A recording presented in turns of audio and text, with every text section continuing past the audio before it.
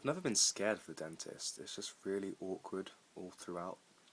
I went like a couple of weeks ago and I was there for an hour and a half.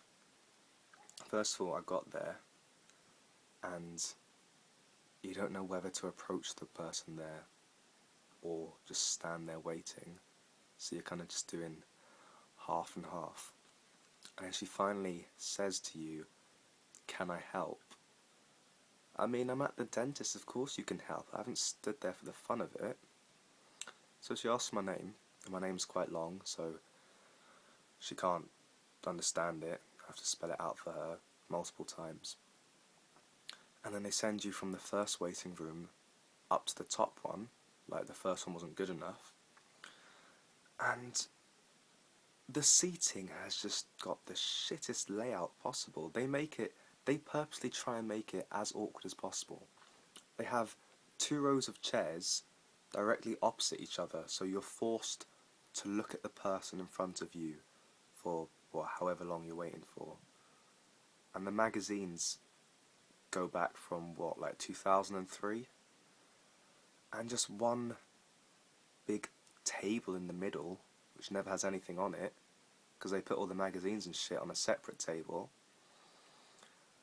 And they end up playing like radio. It's not even 1 or 2, it's Radio 4, I think, for some reason. And it gets to the person who's before you, and they go in, so you're left on your own for a bit.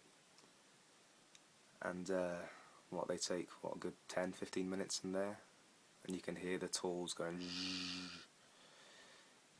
and as if that isn't nervous enough, people just keep walking past you, staring at you, judging you, and eventually they call you in and they ask you how you are. You're like, alright, good. You never say you're great, just say you're good. And you get in there and you don't know whether to wait for them to say you can sit down or just sit down. And the little chair, well, it's not little, the chair that you're on is like, 1.5 the size of you. It's like a big, I don't know what it is, but you're on it. And you're instantly lying there, just looking up, with the brightest fucking light ever just burning down onto you. So they give you these little sunglasses things. I think they're sunglasses. And yeah, I mean, you do look pretty cool in them. At least you think you do, but no one else does. And so for the majority of it, you're looking up with, and it's always two people they have, it's not just one there. To make it even more awkward, you've got two people there staring into your mouth like, I don't know, like the operator. Well, they are kind of they're not, I don't know what. And the guy, he didn't even tell me that he was giving me anaesthetic. He just stuck a needle into my gum. I was looking at him like, what are you doing to me? Because you could warn me. So anyway, I'm there in pain. Growingly, my mouth is getting number and number. I can't speak. I'm starting to speak like this. And the guy, he's talking to the other woman about me, so bitching about me literally right in front of me, describing how my teeth are, telling me what I need to do to maintain them, not making me feel any more comforted. And it's bad enough that he's asking you questions and you're sat there answering like that. There's no point even answering because he can't hear you. And the time I went, I think, yeah, it was Radio 4 they had playing, and I was just praying that it wasn't BBC Radio 1 because they did Innuendo Bingo at the time.